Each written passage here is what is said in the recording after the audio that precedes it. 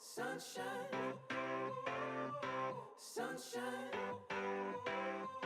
sunshine. I think I found it now. What I've been looking for is in the hello. तो आज beautiful. हम जा रहे हैं 31st It's got मनाने my मायरा के head on साथ। ये पहला straight. ट्रिप है It's got मायरा my का mind विंटर में ऐसे दूर everything I पहाड़ों want. में। थोड़ा My रिस्की भी था इतने 2 महीने की बच्ची को लेके जाना, लेकिन फिर भी no हमने one कहा कि नहीं, हाँ, वो बचपन else से ही can घूमेगी। बस touch घूमेगी तभी तो ज़िंदगी को जिएगी अच्छी तरीके से, उसे आदत होगी पहाड़ों में जाने की, इस खूबसूरत नज़ारों को देखने की, एन्जॉय करने की, अपनी ज़िंदगी के हर एक पल को बिल्कुल इन पहाड़ों में जाके नेचर के इतने करीब, जहाँ पे खुला आसमान हो, ठंडी ठंडी हवा हो, ठंडा सा पानी हो। बस मायरा अपनी ज़िंदगी के हसीन पलों को एंजॉय करे बचपन से ही, मैं ये चाहती हूँ। हमारा प्लान बना है चौकुड़ी जाने का, जो अल्मोड़ा से 2.5 से 3 घंटे का रास्ता है और खूबसूरत नज़ारों से भरा पड़ा है। तो हम 2-3 घंटे में हम लोग पहुंच गए थे और हमने वहाँ पे एक रिज़ॉर्ट लिया था।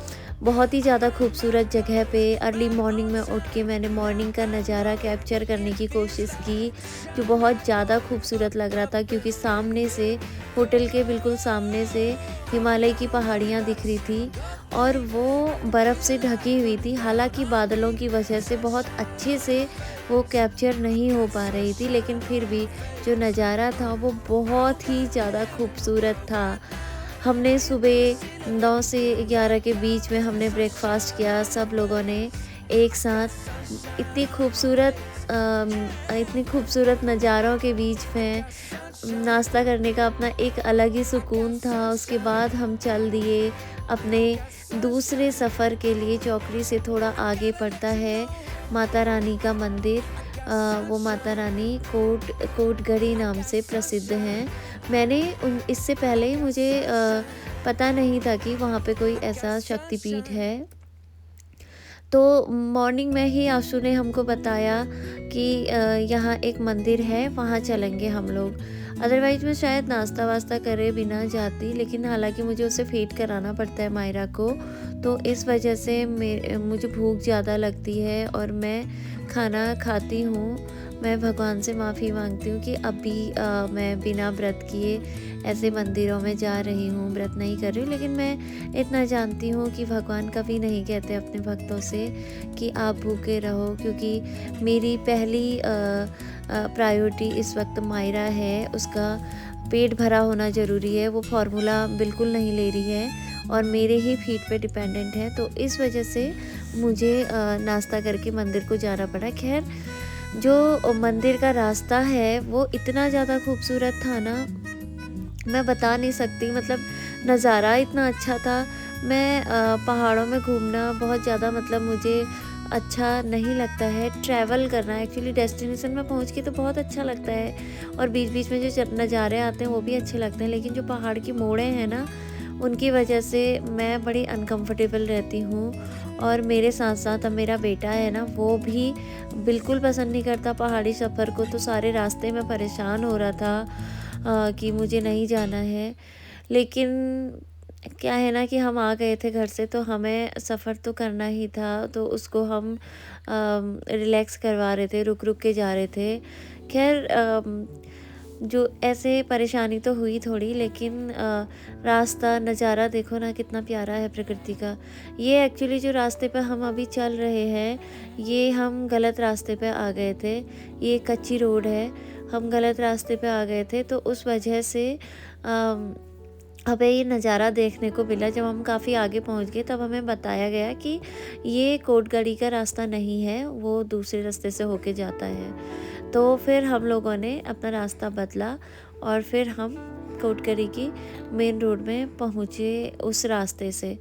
तो फिर भी जो वो रास्ता था बहुत ज़्यादा खूबसूरत था, तो कोई बात नहीं। कभी कभी क्या होता है ना, जो होता है अच्छे के लिए होता है। तो हमें वो खूबसूरत नज़ारा देखने को मिल गया था। लेकिन जो ये जो रोड थी ना, ये जो रोड बनी हुई है, जो मेन रोड है, ये ऐसा लगता था कि इसमें रिसेंटली वर्क हुआ है। तो इतनी स्मूथ है, इतनी प्यारी सी है कि इसमें चलने में ऐसा लग रहा था कि हम गाड़ी से उतरें, इस प्रकृति के नज़ारे को एंजॉय करते हुए चलें, पैदल चलें, बस खूब खुश होके करें यहाँ पे एंजॉय। ऐसा लग रहा था कि गाड़ी से उतर के बस यहीं के होके रह जाएँ, मतलब बहुत ही ज़्यादा खूबसूरत था। ऐसा लगता है कि प्रकृति कितनी खूबसूरत है, ये हरे-भरे पेड़, ये खुला-सा आसमान और ये मतलब ठंडी-ठंडी जो हवा चलती है ना, तो मतलब एकदम ना दिल ऐसा करता है कि यहीं के होके रह जाओ। लेकिन हाँ, कुछ चीज़ें होती हैं ना, यहाँ पे उतनी सुविधाएँ नहीं होती हैं, जिस वजह से हमें यहाँ से दूर जाना पड़ता है, शहरों में जाना पड़ता है। वहाँ हमारी नौकरी वहीं पे है, वहीं पे हम लोग अपने बच्चों को अच्छे से एजुकेशन दे सकते हैं। हालाँकि पहाड़ों में भी अब काफ़ी इम्प्रूवमेंट है, स्कूल्स की क्वालिटी अच्छी है, लेकिन फिर भी हम लोग रहते नोएडा में हैं, यहाँ घूमने आने के लिए बहुत सही है। बट अभी के केस में मुझे पहाड़ों में रहना बहुत अ, पसंद तो नहीं है। बहुत सारी हैं यहाँ पे, बुराइयाँ भी हैं, खूबसूरती है, लेकिन हाँ, प्रकृति को मैं जहाँ पे कहूँगी, लोग होते हैं ना, लोग ख़राब होते हैं, प्रकृति कभी ख़राब नहीं होती है। प्रकृति बहुत खूबसूरत होती है, वो सिर्फ़ प्यार लुटाना जानती है। लेकिन क्या है ना, बस यही कि कुछ चीज़ों के लिए बाहर निकलना भी ज़रूरी होता है। बच्चों को अच्छी एजुकेशन देने के लिए, एक अच्छे लाइफ स्टाइल के लिए निकलना पड़ता है और ज़रूरी भी होता है, क्योंकि यही टाइम है जब हम लाइफ की चीज़ों को एक्सप्लोर कर सकते हैं, बहुत सारी चीज़ों को, अच्छा बुरा हर कोई कुछ देखने का यही टाइम होता है। क्योंकि जब बुढ़ापा होता है तो इंसान सुकून चाहता है, एक ऐसी जगह पे रहना चाहता है जहाँ बस शांति हो। तो अभी ये है कि हम थोड़ा अपनी लग्ज़री लाइफ़ जिएँ, ईश्वर ने हमें जो कुछ दे रखा है उसको हम एंजॉय करें, क्योंकि ज़िंदगी बार-बार तो नहीं मिलती है। इसलिए मेरा मानना ये है कि जो आपको मिल रहा है ना, उसे एंजॉय करो, खुशी-खुशी से एंजॉय करो, क्योंकि जो आपको मिला है ना, वो बहुत सारे लोगों को नहीं मिला होगा। तो हर जगह एंजॉय करो। तो मैं तो बहुत लकी हूँ इस मामले में, क्योंकि मेरा ससुराल पहाड़ों में है और हम रहते शहर में हैं, नोएडा में रहते हैं। तो मुझे दोनों ही खुशियाँ मिलती हैं। एक अच्छी लाइफ़स्टाइल जीने का मौका भी मिलता है और पहाड़ों में गर्मियों में, विंटर में कभी भी आओ, जब भी मन करे पहाड़ में आओ, क्योंकि इन-लॉज़ पहाड़ में रहते हैं, अल्मोड़ा रहते हैं। तो मुझे मौका मिलता रहता है। इतने खूबसूरत से रास्ते से होते हुए हम लोग पहुंच गए हैं इस मंदिर में। ये माता रानी के मंदिर में, माता रानी का गेट है ये, यहाँ से हम जा रहे हैं एक पुलिया से होते हुए माता रानी के मंदिर को।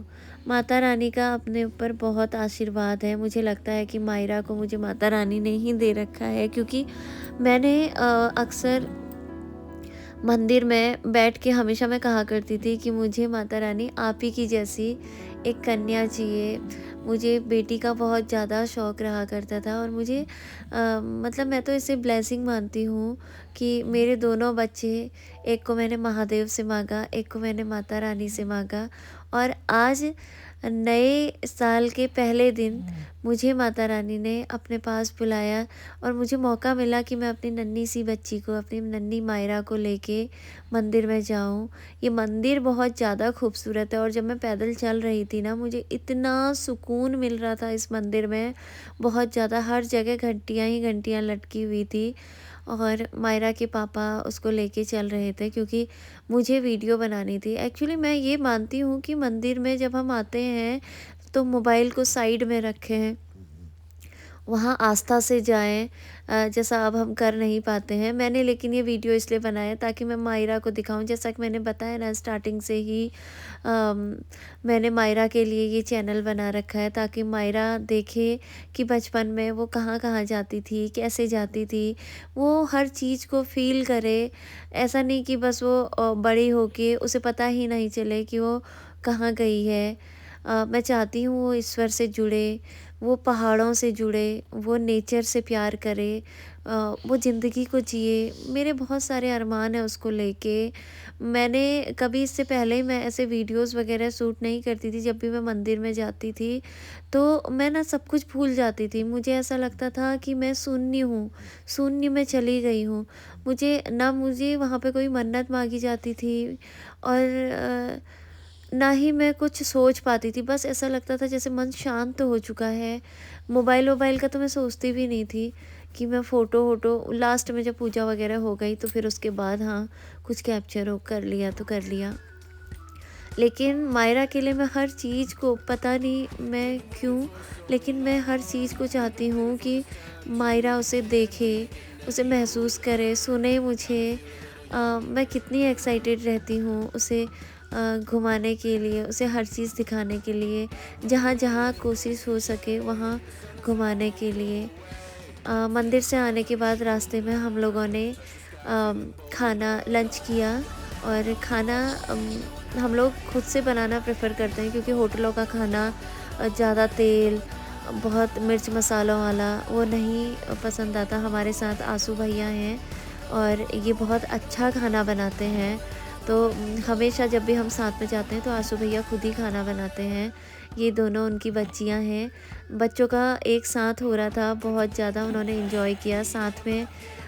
मतलब ओवरऑल बहुत अच्छा ट्रिप था और मायरा को आई थिंक बहुत खुशी मिली।